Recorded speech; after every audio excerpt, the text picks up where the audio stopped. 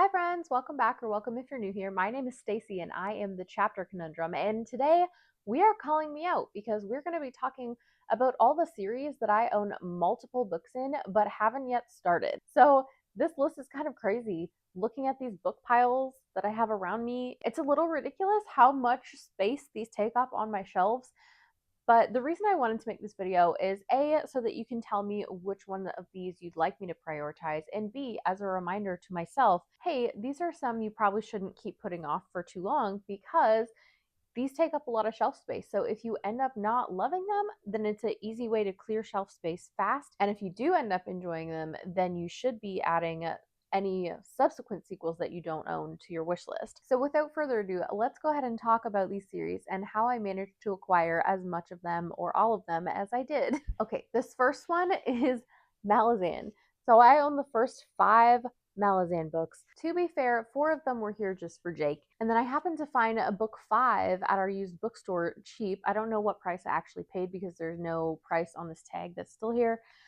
But anyhow, I acquired this on the off chance that I end up liking it because it was like $1 or $2 or something. However, while I'm not including other series on our shelves that I haven't started that I do want to read that are here for Jake, this one I am including because Jake has officially DNF'd this series and it is now on the shelves solely for me. The other ones in that camp are there for him as well. This one is my fault. So like if I end up reading Gardens of the Moon and end up completely not liking it, this whole thing can go kind of deal. But if I do end up enjoying the first couple, then I should probably start looking to acquire the rest when I find them around our used bookstore. Next up, we have a couple duologies. The first one is the books of Amba, so Empire of Sand and Realm of Ash. So Empire of Sand I was gifted, and I am really eager to get to this. And then Realm of Ash I saw at our local used bookstore in a matching edition for cheap. So I decided that while I could get it for a few dollars in a matching edition, I might as well pick it up. Here's hoping I really end up enjoying this one. I have heard good things, but at least I didn't purchase them at new cost, right? The other duology I have here is The Age of Tyranny, so The Traitor God and God of Broken Things by Cameron Johnston. And this one, I found both of these used actually at our local used bookstore. But the reason that I acquired both without starting it is because I know that this is dark fantasy. It specifically was recommended to me by a friend. And since I found the second one used and it is only a duology, I decided to grab it so that I can read them back to back and not have another open series. Next up, we've got to talk about the Fencer trilogy by KJ Parker. So Colors in the Steel, The Belly of the Bow, and The Proof House. So this one I was gifted by Jake, and this one I was gifted by my sister-in-law on the same Christmas. So that was fun. Actually, I think Jake knew that her plan was to get me this, or he had like intercepted the Amazon package early and then realized, oh, you're getting book 2 in a series that you don't have book 1 for yet. So he picked up book 1 for me. And then since I couldn't find a new copy of this anywhere, I decided to go ahead and order a used copy of the mass market so that I had a matching trilogy. This one I can at least say I have read some KJ Parker. I've read The Hammer and I enjoyed it. So there is a good chance I will really enjoy these, especially given what I have heard about some of the things in this trilogy and that I enjoy KJ Parker's writing and have a good idea of what to expect with his work now. Next up, I own the entire Ending Fire trilogy by Sarah Ella Reefy and haven't started. So The Final Strife, The Battle Drum, and The Ending Fire. So all 3 of these were actually gifted to me, and I think all by different people too, which is fun. But the reason that these specifically, all 3, made it to my wish list, I heard Becca in the books first talk about The Final Strife and how she enjoyed it and how it was like a really compelling, easy read to sink into. And I definitely like those kinds of reads. Also, the synopsis and premise of this definitely has some buzzwords in it for me. And then on top of that, I've heard good things about the trilogy from other people with similar tastes to me as well. So given all that, there's a really solid chance I'll have a great time with these. And my libraries did not have copies of these. Plus, I have seen multiple different covers for these and I wanted to snag them while I could get matching editions because I have a feeling that this one could live on my shelves even after reading, since I think I'll really enjoy it. So I'm really grateful that these were gifted to me and I have a matching set, but dang, I definitely need to read them. So next up is the first 2 books in the Burning Blade and Silver Eye trilogy by Django Wexler. So both of these I actually picked up on my own, but book 2 I picked up used and it's in excellent shape. Like there's no visible damage or wear and tear at all, other than like the small black Sharpie dot. But I do think that there's a really solid chance that I'm going to enjoy this series, especially because Trin over at Portable Magic really likes this one, and the two of us tend to have similar tastes with fantasy. I have also heard other people with similar taste mention liking this one too, so I do really genuinely think I'm going to enjoy these, and I was really happy to find a used copy of book 2 that basically looks brand new for like a couple dollars. Next up, I have the first 2 books in the Eden Saga by Justin Lee Anderson, and this was a Spiffbo. I don't know if it was a winner, but it was definitely up there in the year that it was entered before it was picked up and traditionally published. That definitely has me curious because some of my all-time favorite books are Spiffbo winners, like Sword of Kaigen, for example. But more than that, the premise of this really intrigues me too. I know that it deals with the aftermath of a war, which is something I have tended to really enjoy reading about in the past. And the synopsis and premise of these just sound really up my alley as well. So this first one, I can't remember how I acquired it. I may have been gifted it. I may have picked it up on my own just because I knew that I was interested in it. But this second one, I was definitely gifted. And so this is one I just need to get to because book 3 is out now. So I need to know whether I should keep acquiring these. Then the last fantasy series I have multiple books in before we get into my romance and fantasy romance is the Library Trilogy by Mark Lawrence. And I was actually gifted all 3 of these as well. So I was very lucky to get matching editions of these from my wish list as well. The first one was available at my library at the time, but the wait list was like forever long. Like I think it was almost a year long to get a hold of the audio for this. And I just have so many things that I need hold space for that I didn't want to wait a whole year.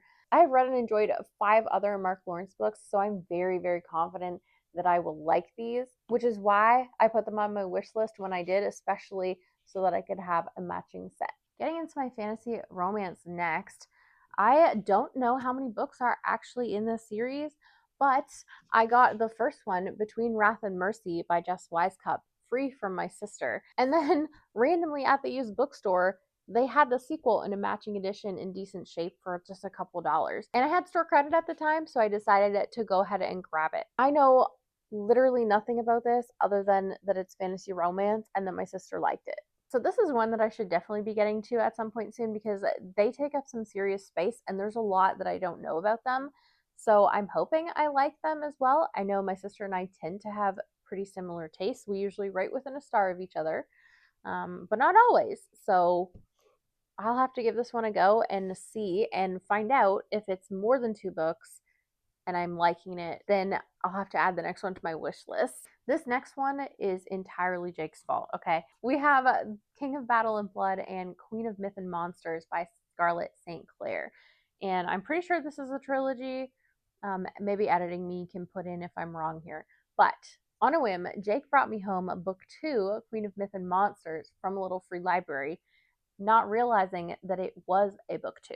And I thought, well, okay, in fantasy romance, it's not like contemporary romance where you can read them out of order. Like you have to read them in order 99% of the time for it to make any kind of sense. So then I put book 1 on my wish list and was gifted book 1. So now I can give this a proper try. I have heard some decent things and interesting things about this series, but I don't know a ton. So we'll see if that one pans out or not. Next up, we have one that I'm pretty confident I'll enjoy, and that is Bewitched and Bespelled by Laura Thalassa. So this is a new series by her that's set in the same world as the Bargainer series, which I have finished out and really enjoyed. So on that basis, I know that I'm at least going to like these, and I am excited to read them. And I was also gifted both of these as well, so it's not like I intentionally kept purchasing more. And then this last fantasy romance series that I have is definitely 5-star prediction material. It's The Crowns of Nyaxia as well as the novella by Carissa Broadbent. So I have yet to read any Carissa Broadbent, but I do know several friends that have and loved it and that think I'm going to really enjoy this. So on that basis, I did purchase myself the first book, The Serpent and the Wings of Night. And then Sharon, before she passed away, gifted me the novella. And then this one was a fun story. So Jake told me back in 2023 that if I managed to get my ongoing series count below a certain number, which was my goal at the time, that he would purchase me a book. And I did that. And then this was the book that I requested he purchased for me because there were whisperings, or it had been announced, I can't remember the exact timeline, that this was going to be picked up and traditionally published. And of course, I had the indie copy of book one, and I knew that it was only a duology, so I figured I might as well make sure I get the matching sequel while I still could before it was all changed. And I'm glad that I did because the spines look pretty neat next to each other. All right, these next couple are also Jake's fault. So, Jake, if you're watching, yeah, your fault, sir. I owned book one in both of these, and then he brought me the sequels home from Little Free Library without my knowledge or say so. So the first one of those is It Ends With Us and It Starts With Us by Colleen Hoover. And in fact, he may have even brought me the first one home from Little Free Library too. I can't remember how I acquired that one, but anyhow, he definitely brought me home this one. This one I at least have seen the movie It Ends With Us, and I did like the storyline in the movie, so I do know that I'm going to enjoy reading this. And it will be interesting to see how the story in the book differs from the movie and whether I think the actors did a great job portraying the characters or whether they read a little different for me. The other series that this has happened with is Icebreaker. I don't know. I think maybe there is an actual series name for this, and it's like the town it's set in, but I can't remember what it is right now. But anyhow, I owned Icebreaker because I had been interested in it. I picked it up when it was on sale somewhere, and then he brought me home Wildfire thinking I had already read Icebreaker. So at least he thought that it was a sequel that I was like ready to read. But he was wrong. I haven't yet read Icebreaker. So here we are with the first two. And I am not sure whether I'm going to love these or not. We shall see. Time will tell. Sometimes book talk recommendations are a hit with me, and other times they're not. So I don't know. This next one is Before I Let Go, and This Could Be Us by Kennedy Ryan. I'm not sure what this series is called, but the first one here I was gifted by Sharon before she passed away. This wasn't even on my wish list at the time. She just went off wish list for me and decided, hey, I'm going to get her this. I think she'll like it. I've heard good things about it. And I still haven't yet gotten to this one, but I did read a Kennedy Ryan novella on Audible that was included in Audible Plus. I think for a readathon, I just needed something short, and it worked out. And I did enjoy that. So I do know that I at least like her writing. And since I know that, and since I own book one, I decided I would pick this up used when I saw it at the used bookstore. So here we are with yet another series I haven't started but own multiple books in that I just need to get to, but that I'm pretty sure I'm going to like. And then the last series here we have to talk about is another one I don't know the name of, but it's the Abby Jimenez trilogy that's part of Your World, Yours Truly, and Just for the Summer. So these two hardcovers, if you can tell, they're Book of the Month. I've never been subscribed to Book of the Month, but my sister has, and I usually get her unhauls. Somehow I didn't get her copy of book one when she had it, but she did give me her copies of book two and three. And with contemporary romance, usually you can read them out of order and it doesn't really matter. But I have heard with this series specifically that you do want to read book one. So I picked this one up used when I saw it at the used bookstore as well, even though it's not a matching edition. Usually contemporary romance is something that I unhaul after reading too, because it's not something I'm prone to rereading. And I also don't usually hang on to hardcovers. So I wasn't too worried that I didn't end up with a matching edition of this because I don't think it's going to live on my shelves forever. But that should be even more incentive for me to get to it sooner because then I don't have to look at another mismatching series. But anyway, those are all the series that I own multiple books in but haven't yet started. Let me know down below in the comments, is this something that you are prone to doing as well? Do you end up collecting multiple books in series before you start them, or are you very strict with yourself that you only get the next installment that you're ready to read or only collect them after you've enjoyed like the first one or first two?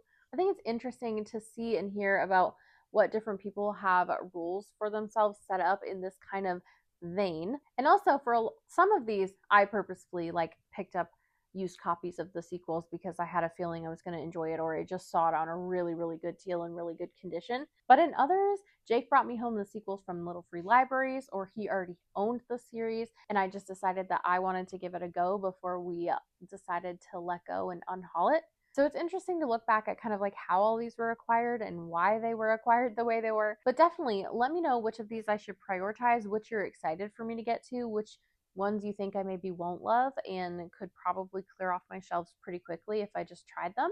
As always, thank you guys so much for watching. Don't forget to hit like and subscribe if you want to on your way out, and have a great day. Bye.